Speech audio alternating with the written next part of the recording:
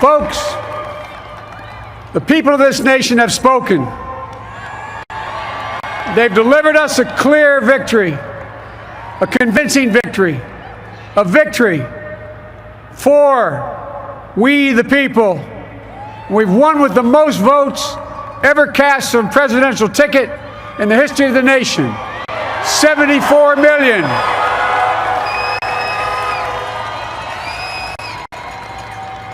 What I must admit has surprised me.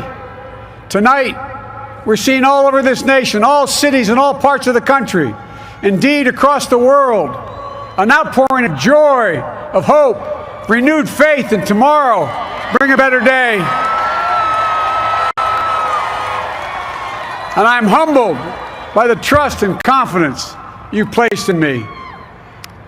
I pledge to be a president who seeks not to divide, but unify, who doesn't see red states and blue states, only sees the United States. And work with all my heart, with the confidence of the whole people, to win the confidence of all of you. And for that is what America, I believe, is about.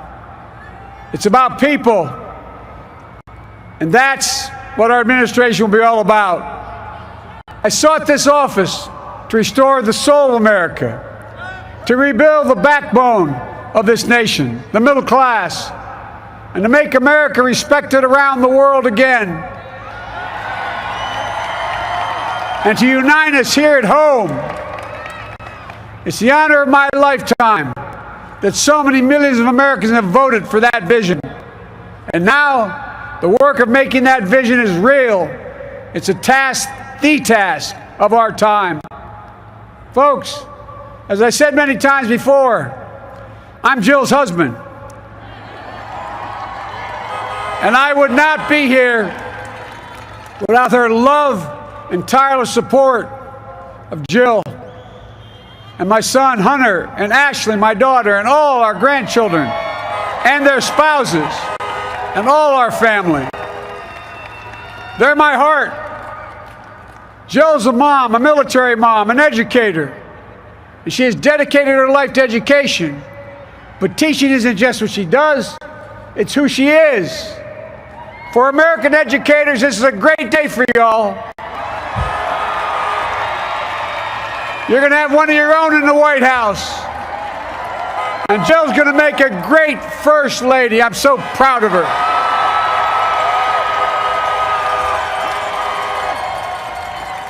And I'll have the honor of serving with the fantastic Vice President who you just heard from, Kamala Harris,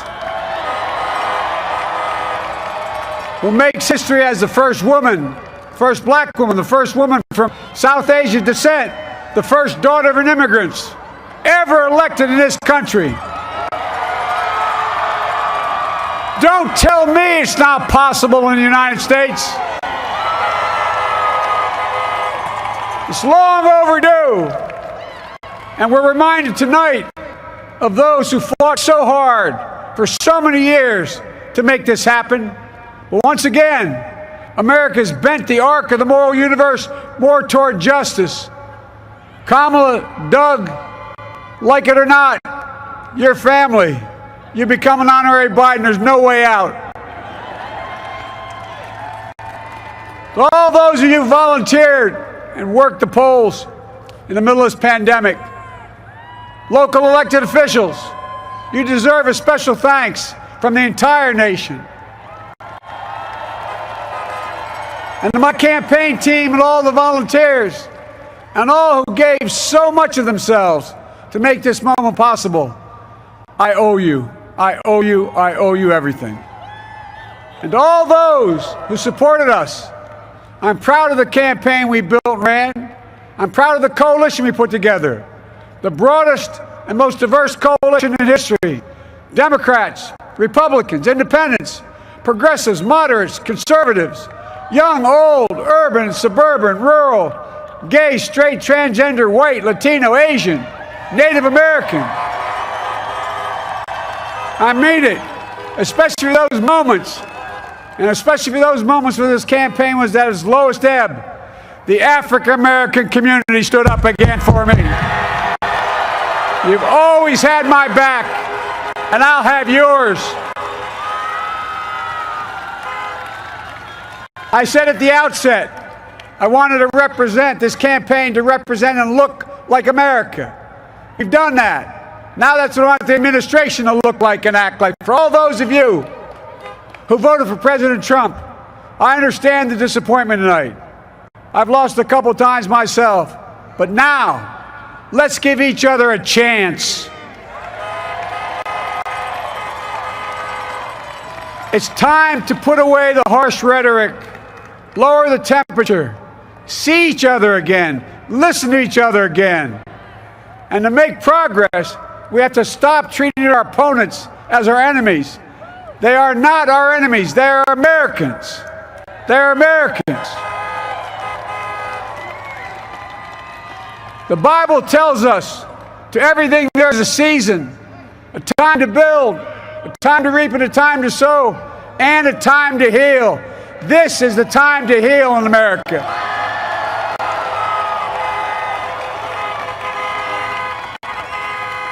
Now this campaign is over.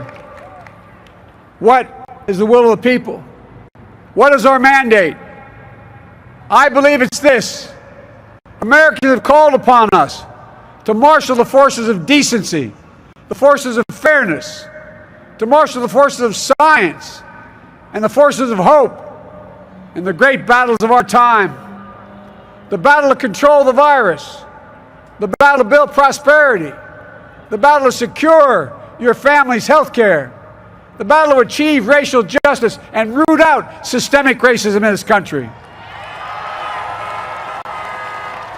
and the battle to save our planet by getting climate under control,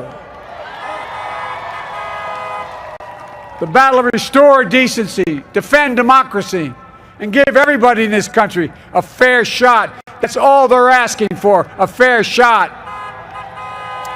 Folks, our work begins with getting COVID under control.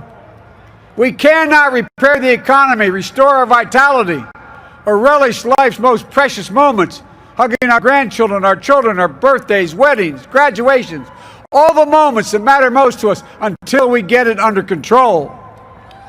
On Monday, I will name a group of leading scientists and experts as transition advisors to help take the Biden-Harris COVID plan and convert it into an action blueprint that will start on January the 20th, 2021.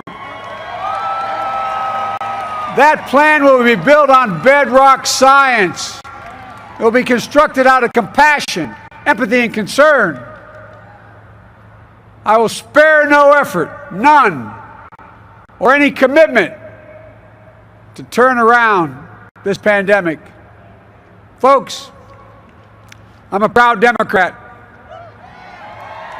but I will govern as an American president. I'll work as hard for those who didn't vote for me as those who did. Let this grim era of demonization in America begin to end here and now. The refusal of Democrats and Republicans to cooperate with one another, it's not some mysterious force beyond our control. It's a decision, a choice we make. And if we can decide not to cooperate, then we can decide to cooperate. And I believe that this is part of the mandate given to us from the American people. They want us to cooperate in their interest. And that's the choice I'll make. And I'll call on Congress, Democrats and Republicans alike, to make that choice with me. The American story is about slow yet steadily widening the opportunities in America. And make no mistake, too many dreams have been deferred for too long. We must make the promises of the country real for everybody, no matter their race, their ethnicity, their faith, their identity, or their disability. Folks, America has always been shaped by inflection points, by moments in time where we've made hard decisions about who we are and what we want to be. Lincoln in 1860, coming to save the Union. FDR in 1932, promising a beleaguered country a new deal. JFK in 1960, pledging a new frontier. And 12 years ago, when Barack Obama made history, he told us, yes, we can.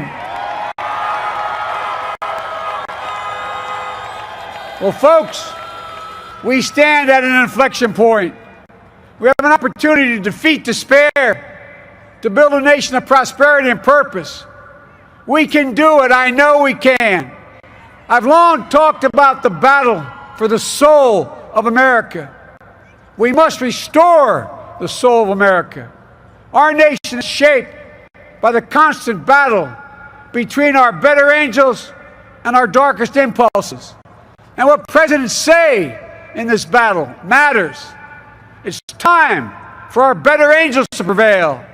Tonight, the whole world is watching America. And I believe at our best, America is a beacon for the globe. We will lead not only by the example of our power, but by the power of our example. I've always believed, many of you heard me say it, I've always believed we can define America in one word: possibilities. That in America, everyone should be given an opportunity to go as far as their dreams and God-given ability will take them. You see, I believe in the possibilities of this country.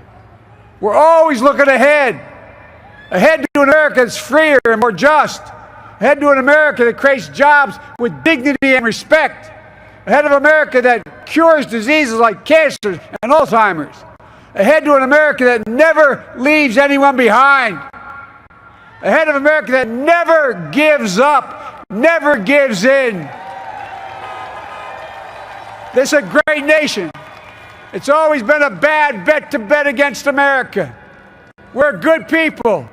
This is the United States of America, and there's never been anything we've been not able to do when we've done it together. Folks, in the last days of the campaign, I began thinking about a hymn that means a lot to me and my family, particularly my deceased son, Bo. It captures the faith that sustains me and which I believe sustains America. And I hope it can provide some comfort and solace to 230,000 Americans who've lost a loved one to this terrible virus this year. My heart goes out to each and every one of you. Hopefully this hymn gives you solace as well. And it goes like this: and he will raise you up on eagle's wings, bear you on the breath of dawn, and make you to shine like the sun, and hold you in the palm of his hand. And now together, on eagle's wings, we embark on the work that God and history have called upon us to do, with full hearts and steady hands, with faith in America and in each other, with love of country, a thirst for justice. Let us be the nation that we know we can be, a nation united, a nation strengthened, a nation healed. The United States of America, ladies and gentlemen, there's never been anything we've tried we've not been able to do. So remember, as our grandpapa used to say when I walked out of his home when I was a kid up in Scranton, he said, "Joey, keep the faith." And our grandmother, when she was alive, she yelled, "No, Joey, spread it." Spread the faith. God love you all. May God bless America, and may God protect our troops. Thank you, thank you, thank you.